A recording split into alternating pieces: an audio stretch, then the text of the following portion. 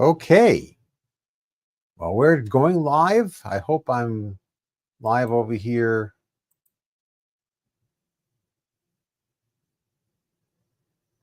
on Rumble. I'm trying to,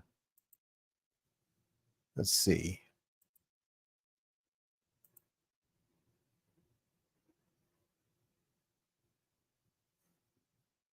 Well, I hope I'm live over there because I'm trying to.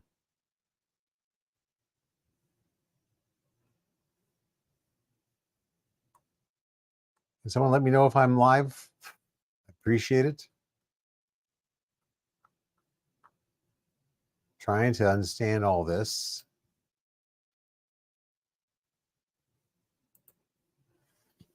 Let's see here. I apologize for the reflection of my glasses. I'm still trying to figure that out also. Oh, there we go. I see myself. All right. So we're going to get started and we're going to talk about three things. The DeSantis Postmortem, even though the no vote's been cast, the DeSantis campaign is dead. It is. We're going to talk about Ukraine, the situation there, what is happening as far as where we are versus where we were and where we're going to. That's pretty much done also. We're in the end game there. And then we're going to talk about the 20% issues and a fascinating thread that was written back in 2019, which applies, well, it applied for years before 2019 and it still applies today. So we're going to go over that and see how the populist position, whether it be on the right or left, really is the majority position. And it's just the elites who are trying to divide we the people, truly. So let's get started. And first, we're going to talk about the DeSantis Postmortem, the DeSantis campaign postmortem. He has run his campaign about as poorly as a campaign can be run. It really has been striking how poor and how tone deaf the DeSantis campaign is.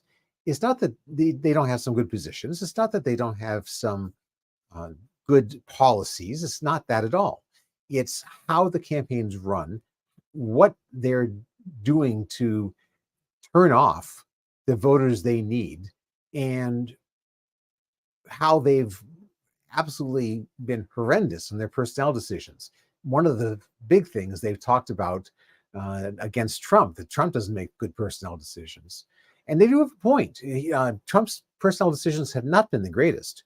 However, the DeSantis's campaign, I mean, if we're supposed to look at his campaign as a microcosm of what to expect if he were ever to become president, I would not be very happy with thinking about what will be based on who he has running his campaign and how they've run it.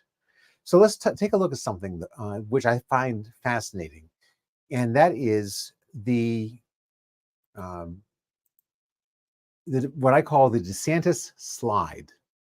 And what you're looking at here is the Real Clear Politics average, and this is only through August, but it doesn't matter because we're really looking at how this is going to show us what was, and now the slide's even worse. And what you can see on the screen is a circle around a very big drop that DeSantis had back in the beginning part of April.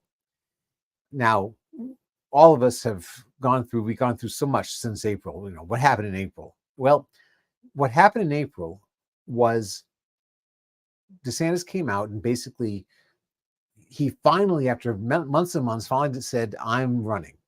Great. How do you feel about the Ukraine-Russia war?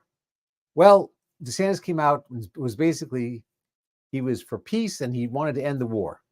Then he flip-flopped. Likely his donors got a hold of him and said, look, we're giving you bunches of money. We make money off of the Ukraine war. Stop saying that, say something different. And he came back and he changed the way he approached the Ukraine war. And that change, people saw, they were like, yay, oh. Because let's face it, folks, the majority of folks out there are tired of the Ukraine-Russian war. They realize that all we're doing is sending gobs and gobs of money to Ukraine in order for the contractors and the defense folks to get really rich. And what are we getting out of it? Absolutely nothing. Absolutely nothing. And we'll talk about the Ukraine situation in a few minutes.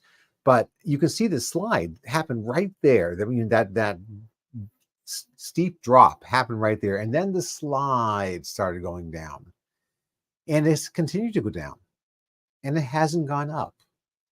We're not talking about a healthy campaign here. We're talking about a campaign that has only been kept alive because the people with money, or some of the people with money, can't stand Trump. They can't stand him. So they are artificially inflating the importance of DeSantis. If DeSantis had the same backing, for example, that Scott Walker had back in 2016, he would be out by now, because Walker was out by now at this point. Because Walker was almost the same situation. Everyone thought, successful governor, Midwest, he'd just be kicking butt in 2016. He couldn't get any traction at all, and he pulled out. But that was because he wasn't the golden child. He was expected to do well, but he wasn't really the golden child.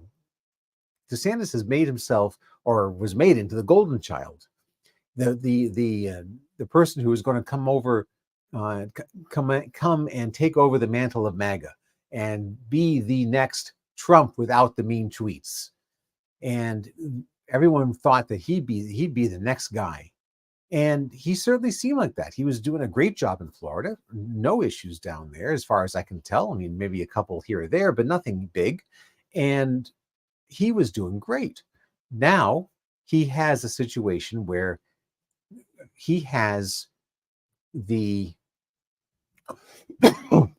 excuse me, he has popped his own balloon. The persona that he came in with, the golden boy image, has just slid, just like this graph says. It has just slid and slid, and he's done this primarily because excuse me, his personnel choices, his advisors have just been awful.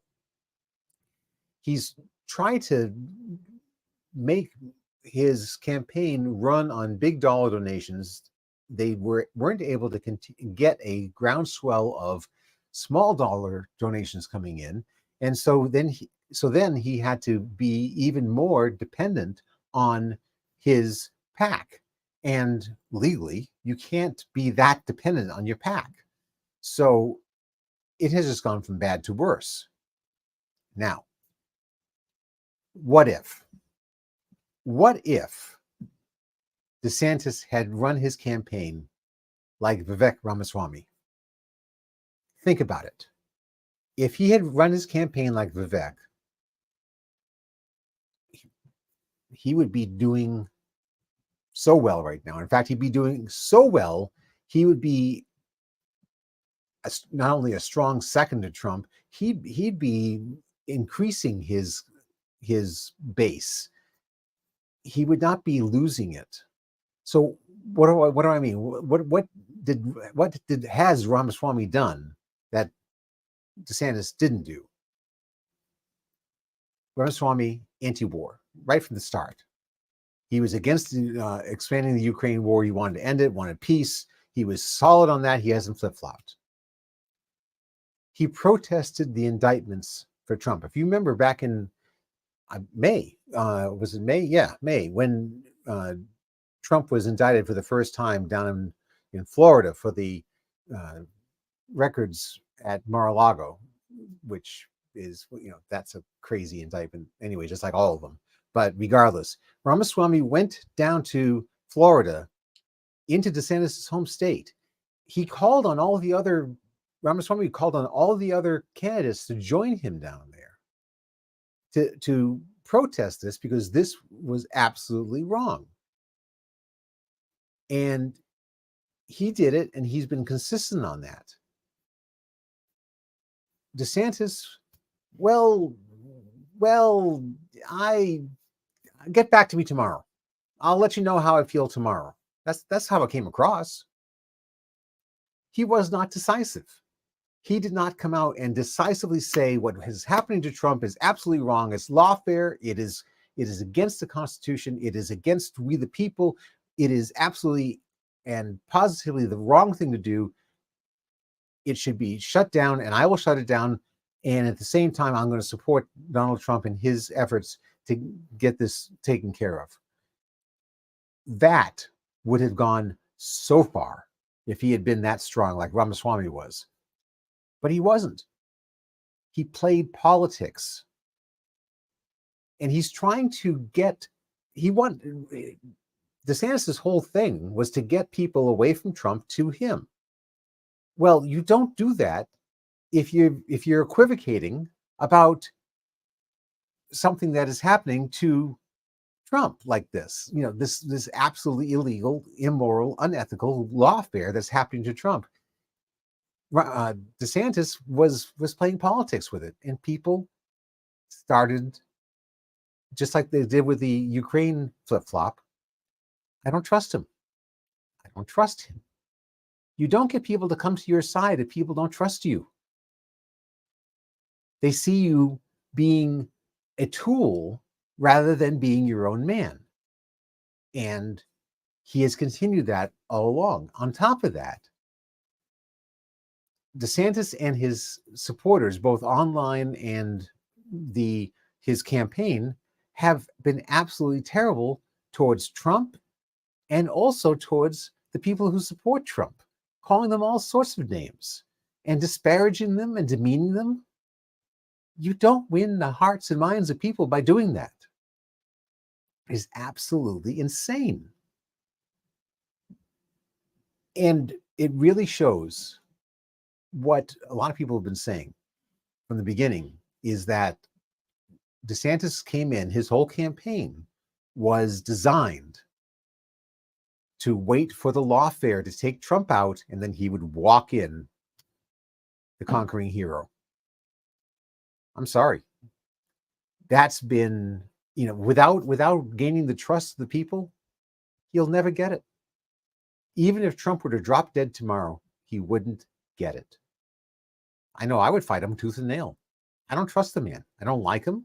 And I'm so glad we found this out now than waiting. If he had waited to 2028 and had kept himself quiet, supported Trump, done all the right things now, he would have walked into 2028 as the de facto nominee.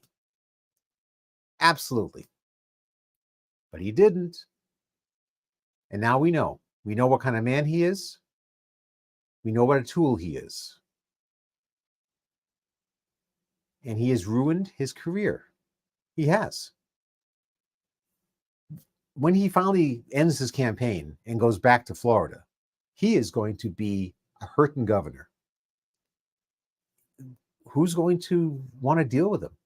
He doesn't have the power, the prestige anymore. Now he's a wounded animal. And the politicians down there, when they smell blood in the water, they're like sharks. They'll take him out. Not physically, but in a political sense. He will not be the governor he was. He's not now. And it's sad. It really is sad. It's truly a waste of a lot of money and a waste of a lot of effort. So, unfortunately, I can't see if anyone is on X listening to this, please come over to Rumble, because I cannot see any chats any comments over on X. So I have it over. I have it streaming over there because I have 1,800 people following me, supposedly. You know that old joke where the guy is dead. He's died, and some folks are at his funeral, and they had tons and tons of chairs all lined up around the casket. Only a handful of people in the audience at the funeral home. And one guy says to the other, "Well, he had 5,000 people as friends on Facebook. Where is everyone?" Anyway, next subject. We're going to talk about the Ukraine situation. And I find this quite fascinating in that, similar to DeSantis, the Ukraine situation is dead, just like DeSantis' campaign. Russia has won. It's just a matter of time now before we close the book on this war. And it has been so mishandled. We, the West, the globalist powers that be, stopped this war from ending and kept this war going within the first few weeks. We told Zelensky, "You keep fighting. We're right behind you. We'll make Russia pay for this, and we're right there. You keep going." And I'm sure there was promises of bunches of money going to Zelensky. He didn't do this out of purely patriotic feelings. He's getting tons of cash out of this. But we kept this going. And sure, the Russians made a lot of mistakes in the beginning. It's kind of like what they do in most wars they've been in. You go back to even the Napoleonic Wars.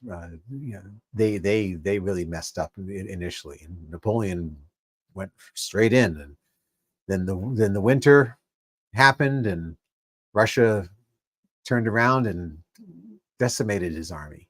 Same thing happened in World War II.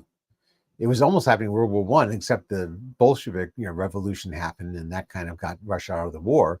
But in World War II, the same thing.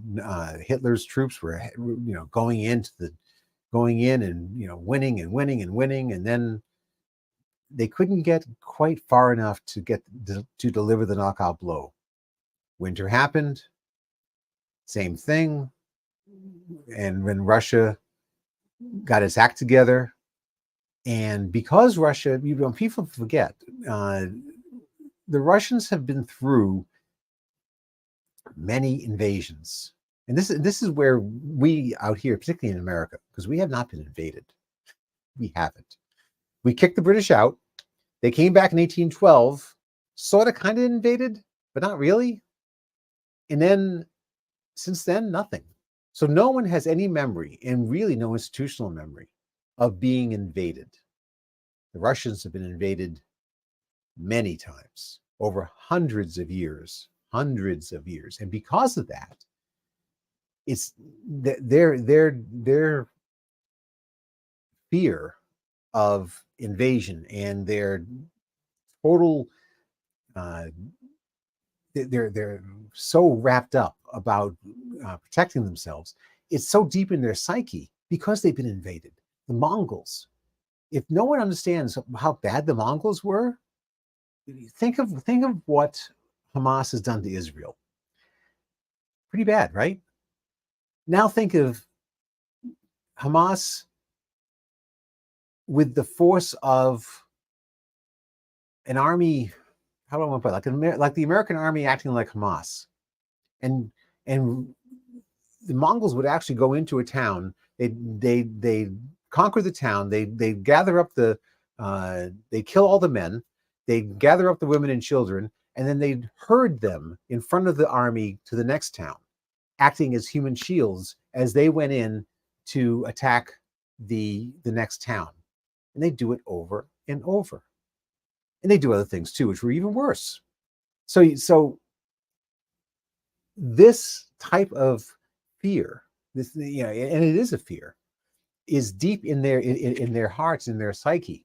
And so when Putin starts talking about he didn't want Ukraine to be part of NATO. He didn't want Ukraine to be part of NATO. He didn't want Ukraine to be part of NATO. He wanted to have a buffer. We in the United States don't understand that, but the Russians, that's really real. They need that buffer because they're afraid of being invaded.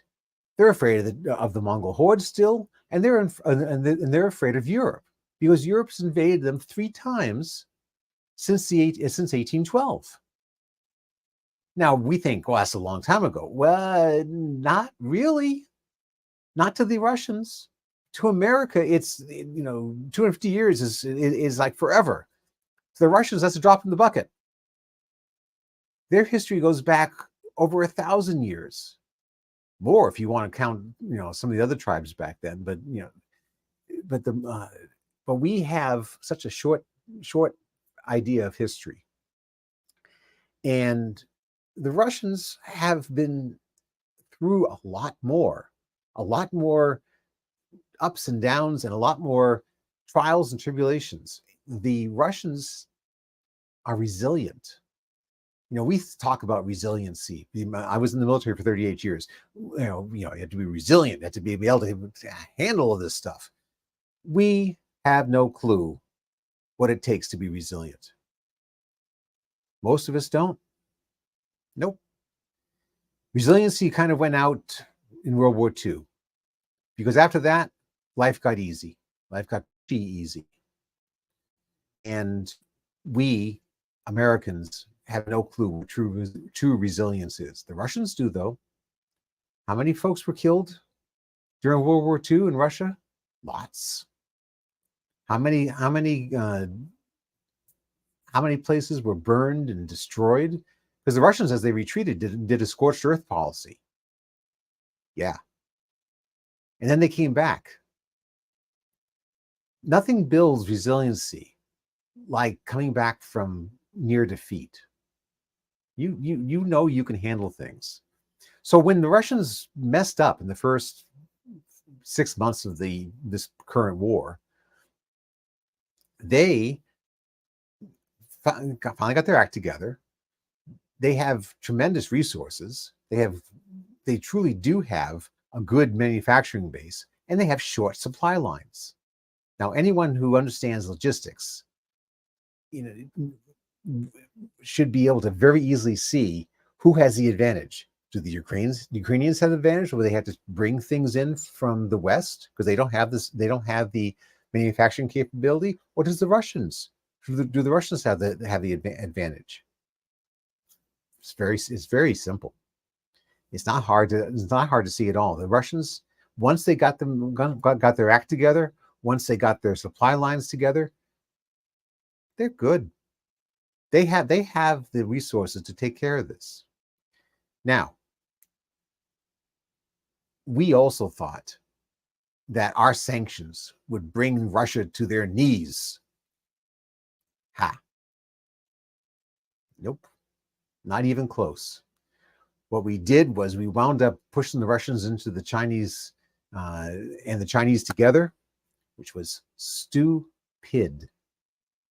The whole idea of, if you remember, the whole idea of detente and really the brilliance of Kissinger, and regardless of how you feel about Kissinger, he was not a dumb man.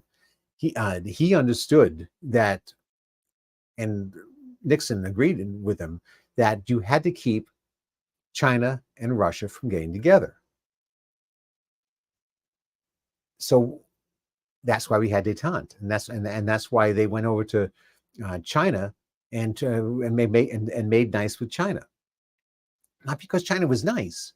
This was all because we wanted to keep those two apart and at odds with each other. The Russians still have a lot of military along the Chinese border. Why? Because they don't want the Mongol hordes coming at them again.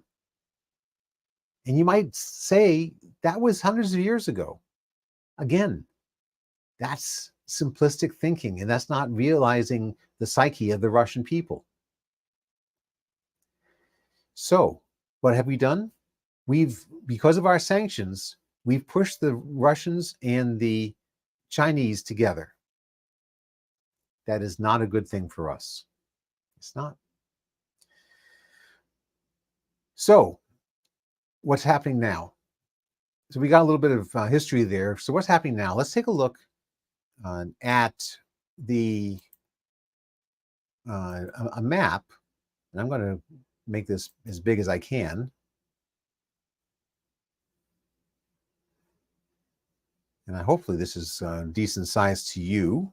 Let me see if I can get myself out of here.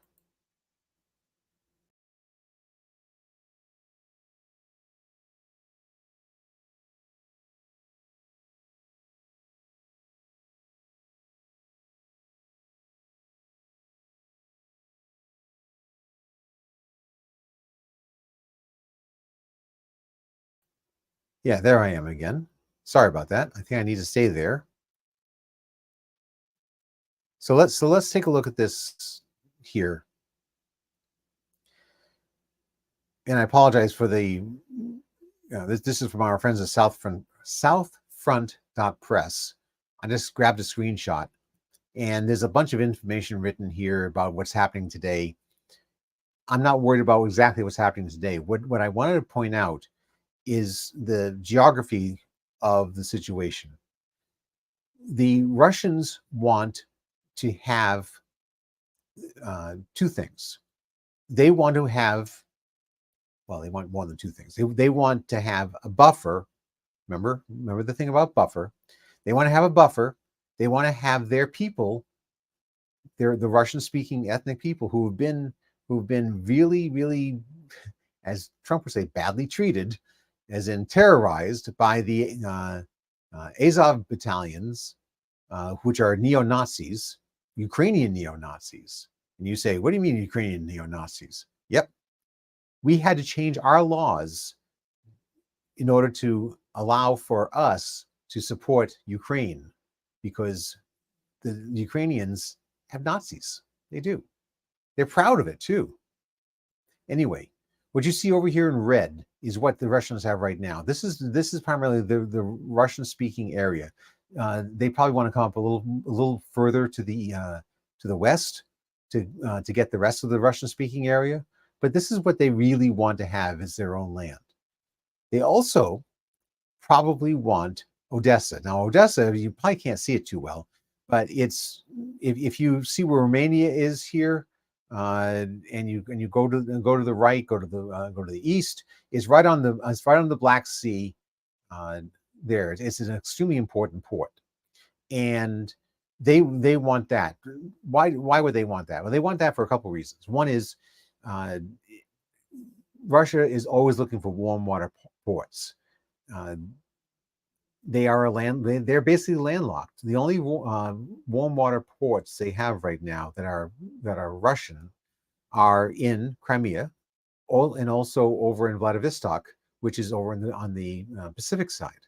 All their other access to oceans is in the very North Atlantic, Baltic, and Arctic seas, which get choked with ice, months out of the year.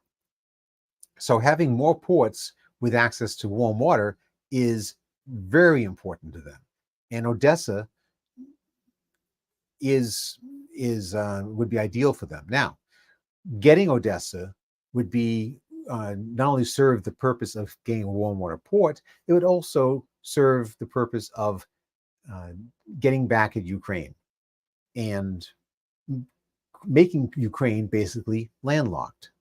They don't have access to the port. They have to get permission They have to get permission from the Russians to use Odessa if the Russians do get Odessa, and Ukraine now becomes basically a landlocked country, kind of like Moldova there. So this would also create a situation where it's even easier for the Ukrainians for the Russians to demand that the Ukrainians be neutral. And if the Ukrainians don't have access to a warm water port, it makes them far weaker, far weaker. So now and you never negotiate, or you never negotiate well if you're the weak party. So Russia can basically say, look, you're done. You've expended all your manpower on this useless counteroffensive that everyone thought was going to go so well, but it went nowhere. We're likely going to get Odessa, whether you give it to us or we take it, because you don't have the personnel to do anything about this. So why don't you just give up? Let us keep what we have. You become, neutral. You pledge that you will not be you will not be part of NATO. We, Russia, will guarantee that we will protect you against any incursion from the West, because we know that the West, we can't trust them. And when I say the West, I'm talking about Europe. Russia is done with Europe. Oh, what a terrible situation Europe has put itself in by throwing all its eggs in this basket to get back at Russia. And a lot of this is because Russia doesn't want to play ball with the globalist agenda. And that's a whole other, we won't get into that right now, but that's one of the big reasons why Europe particularly wanted to punish Russia, to get them to bend the knee to the WFO and I'm sorry, not WFO, WEF, the World Economic Forum, and other organizations, Klaus Schwab, George Soros, those guys. Anyway, so you see a situation, and some people are really worried that Russia is going to continue and go into Europe and take over Europe. No, Russia is not the USSR. You have to remember, the USSR included Ukraine. Ukraine is really a big, very wealthy country. Particularly the eastern part of Ukraine is very wealthy. It's the breadbasket of Europe. It has lots and lots of people. Well, it had lots and lots of people before the Ukrainians killed them all, attacking the Russians. And back when the USSR was the USSR, that included Ukraine. So it was what Russia is now. Russia is now Belarus and Ukraine. Well, when you put all that in the mix, that was a whole lot more people and a lot more dangerous. Now, Russia is not that way. Except they have experience in modern warfare that we do not. No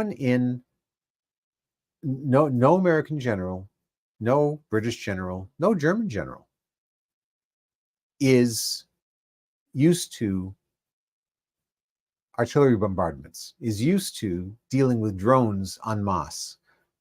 We're used to dealing with little IEDs on the side of the road. We're not used to mass formations of tanks and other armored vehicles. We're not. Russians are now. And likely they kick our butt. But I don't think they're going to go much further. There's no real reason for them. Putin's all about building up Russia and getting the Donbass area, maybe getting Odessa and Ukraine as a state that is neutral. I don't see a reason why he'd do anything more. Unless we're stupid enough to poke him again. Remember, if we hadn't gone into Ukraine, if we hadn't done that color revolution in 2014, if we hadn't kept pushing and pushing and poking the Russian bear, he wouldn't have done this. Sad. Very, very sad. So let's move on and talk about a very interesting issue called what I'm calling the 20% issue. So let me go to the next slide. Back in 2019, a gentleman who goes by the moniker of Unseen One, who I've been following for years on then Twitter, now X, wrote this, and I thought this was probably one of the most prescient threads I've ever seen. And we're going to just read it through and then we'll talk about it. So he says here, I've seen some people questioning why the Dems Uniparty are picking the 20% issues that only 20% of the people support. This shouldn't be a surprise. This is how the Uniparty has worked for decades. And in the Uniparty, I totally agree with them. You know, we have the Dem Uniparty and the Republican Uniparty. They have different shades, but they're basically all about the same thing, which is we've got to keep the Uniparty together so that we have the power in DC, and the people march to our tune. We don't march to their tune. So let's keep on reading. Number 3 here. The difference this time is Trump has taken the center of the 80% issues. These are issues the Uniparty does not want to discuss as a whole. In other words, these issues are ignored by the Uniparty, issues like trade, immigration, wage growth, abortion, and regulations. And he's right. Prior to Trump, who talked about trade? No one. Who talked about immigration? Very few. Wage growth? Oh, it was talked about, but did anyone really provide anything more than it should be higher? Abortion? Abortion was talked about, but it was talked about on the extremes. Either abortion on demand 100% or no abortion. Now, I fall in the no abortion camp. However, the vast number of people in this country, they're not on either side. They're in the middle or more towards the middle. And then regulations. So let's take a look here. Next. So the powers that be do not want to discuss these issues by themselves. If they are forced to debate them, they divide them up into 50-50 issues so that no matter which side wins, the issues are never really resolved. In other words, they are supporting the 20% side, but not openly. That's such a brilliant thing, because they get it into this, it's either this or that, and you can't negotiate because it has to be this or that. Most people would say we want a little bit of both, and we want the middle. That's where the 80% is, but they're taking the extreme. And it really, from a tactical point of view, a tactical political point of view, it's brilliant. So he continues. For instance, trade and immigration. The Uniparty splits it in two, with the Dems Uniparty being for fair trade and open borders, while the GOP Uniparty is for free trade and secure border. If you really think about it, you can't have open borders and fair trade, and you can't have a secure border and free trade. They are opposite of each other. Trump screwed up their strategy by being for fair trade plus secure borders. So in before Trump, we were in that. Well, you have to be, you have to be for open borders and fair, but fair trade, and or either you want free trade and secure borders. You really can't have the two. You can't have fair trade and open borders. But they would say that. But because they made themselves the opposite of the free trade secure border side, because the Republicans would talk about free trade. You can't get in the way of free trade, but we want a secure border. I hate to say it, but I was kind of like that.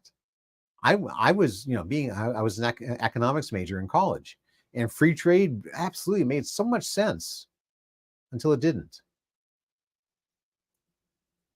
So you think about that, and you look at this and you say, gee, they are opposites of each other. So because of this, the Uniparty is forced to admit that they want the 20% issue, the free trade open borders option. In other words, no country. Once you admit that position, you are forced to admit other unpopular positions like disbanding ICE, supporting China, Canada, Mexico, EU openly over the United States. Another example is imported prescription drugs. With free trade, you can support importing drugs. However, the GOP doesn't want imported prescription drugs because it will lower prices. So the GOP uses the secure border defense against it, saying they can't control quality. So it's that the idea of free trade. You say we should have free trade because it'll those other countries can manufacture these drugs for a lot less. But who pays for the so much? So who pays so much money to politicians? Big pharma. Big pharma does not want other drugs coming in from other countries. No way. And so the GOP says, okay, no, we in this instance, we don't want free trade. We want a secure border because that's going to help us keep the quality of the drugs high. So number 10, the Dems Uniparty also doesn't want imported prescription drugs. So they take the position of fair trade, but with open borders. They play into the GOP arguments about lack of quality, thus no imported drugs. And the Uniparty collects the money from the drug companies for the drug industry for their campaigns. Yeah. Yes, they do.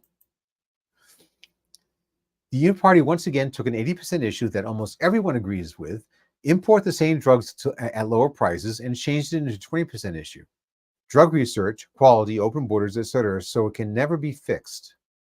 Trump comes in and takes the 80% issue and runs with it with fair trade and secure borders. He does this with issue after issue. He takes the position that 60 to 80% of the people agree with, and this leaves the Uniparty unable to turn the issue into that 50-50 us versus them thing. And instead, it's just the 20% issue that it's always been. So it's not that the Dem Uniparty are out there actively deciding to pick the 20% issue all of a sudden. They have always been for the 20% issues. The difference is this time they can't turn the 20% issue into a 50-50 issue because of Trump. So here's one final example. 80% of the people are for higher wages while 20% aren't. Workers like higher wages, owners don't. Owners pay a lot of money to keep wages down. You keep wages down by increasing the labor pool, either by reducing the amount of labor needed or increasing laborers. Anyone who's gone into a McDonald's recently has seen the former, because who takes your order now? You have to go to a kiosk. Why? They don't want to pay someone $15 an hour to take an order. It's that simple. So the Uniparty needs these big campaign donations from people like the Koch brothers and Buffett and Bloomberg. So to keep wages down, they have to split the 80-20 issue again. Free trade reduces the labor needed. Open borders increases laborers. Now, instead of 80-20, you have a 50-50. So you open borders. No, we don't want open borders. So that reduces the pool of workers. And but the Democrats will say, but free trade isn't really, we need fair trade. And so they battle against each other. The workers fight against themselves while the 20% wins and keeps wages down. If you want higher wages for the entire population, you need secure borders and fair trade. Nothing else will do it. If you allow unfair trade and a secure border, the companies will just leave faster. If you have fair trade and open borders, you will just have massive caravans coming up to keep wages down in the country, which we have now.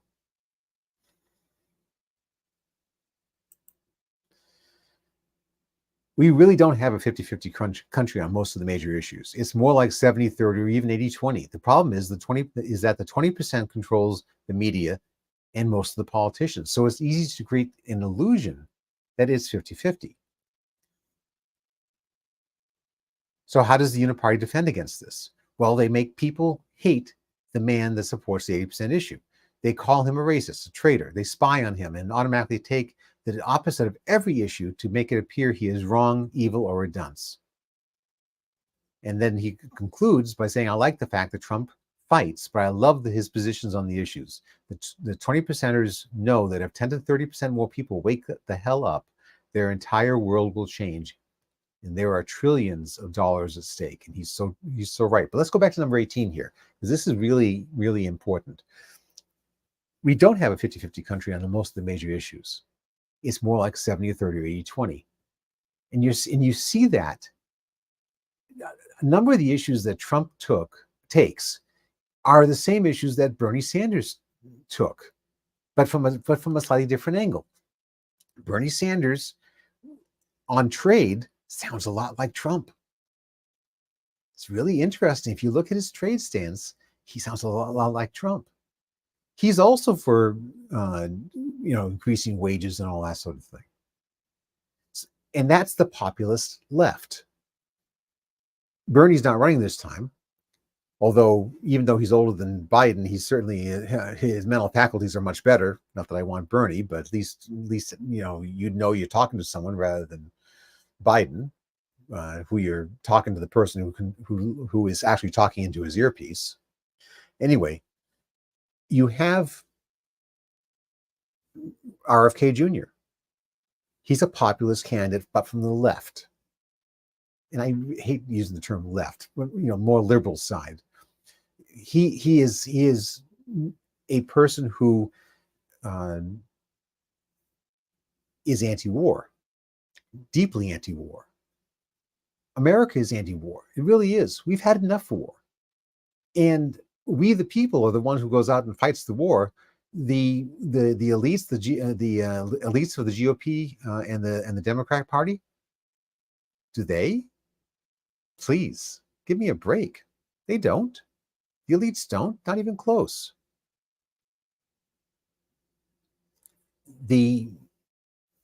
So RFK is anti-war. He's gone down to the border. He's changed his mind on the border. Much more populist, much more secure the borders. He's also been for fair trade. Starting to sound like Trump, doesn't he? Now, you can nitpick about RFK, about his thing about the Second Amendment, and which isn't as bad as you might think it is. It really isn't. But there are, again, the GOP establishment and the Democrat establishment, because the Dem establishment is scared to death of RFK Jr. The Dem establishment and the GOP establishment are trying to make those issues where RFK Jr. is not conservative. They're trying to make those huge in order to get people fighting against each other and not allowing people to see that we actually have a lot more in common with RFK Jr. We conservatives, have a lot more in common with RFK Jr.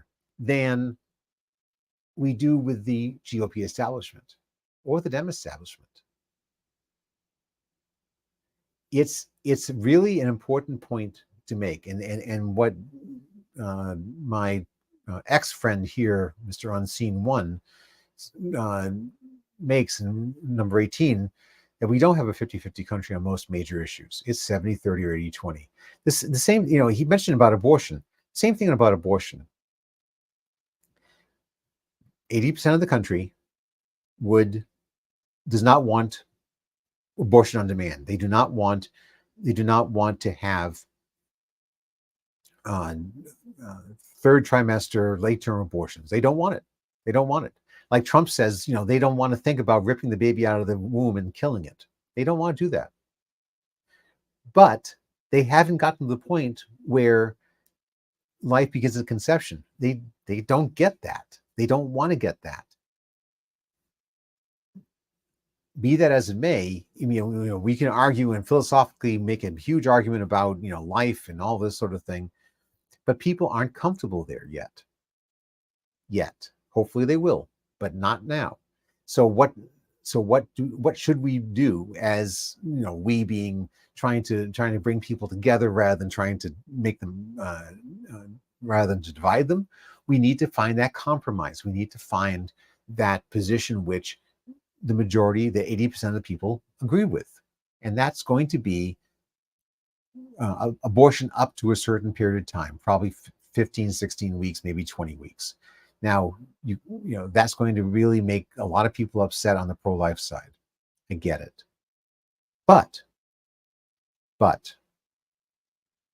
we need to bring, you know, we're all talking about, everyone says or mouths the words, you know, we want to have unity in this country. We want to have people come together. Well, folks, the way you come together is not by beating each other up about those 20% issues. You bring people together by agreeing on the 80% issues and the 70% issues and going from there. And if we start doing that, if we the people start coming together on those 80% issues, coming together and agreeing and basically telling the powers that be in the establishment to go take a flying leap and mean it and get rid of those guys, things will change in a hurry. But that means that people that we might not be comfortable with, we need to allow ourselves to be comfortable with. And the same on the other side. We have been brainwashed by the media and by the elites that we have to be against these other people. No, I think we can be with them. We can disagree. We can debate and go back and forth and try to come up with what makes the most sense. But let's work together and realize that our adversary are not the other people and we the people. Our adversaries are those who are trying to have us argue with each other in such a way that it's war, rather than getting together so that we can work together. And that's huge. But it's so many people have so much money in keeping people apart that there's no money in bringing people together, because if we the people have power, those who have power now lose it. And they don't want to lose it. As in number 20 here, there are trillions of dollars at stake. And it's true. So I think we're going to call it quits for that. I think this has worked out fairly well. I have no idea how long I've been on this. So we will, 52 minutes. Okay. So we're going to go and close up shop. Please, if you watch this later, or if you have any kind of feedback, particularly from a production point of view. I mean, I'm happy to talk policy and politics and all that, and that's great. But I am learning all this production stuff and how this looks and sounds. I realized I smacked my microphone once, and the reflection of my glasses is a pain in the neck, and a couple other things. But I would love to see how you think the lighting is, how you are, how this comes across, how am I framed, all the production stuff. So I really appreciate any feedback on this, and I look forward to doing this in the future. And may you enjoy this wonderful Christmas season. That I pray that this time of year brings you closer to God, and so that you can appreciate not only what He did, but what He does for you. All right, folks, take care.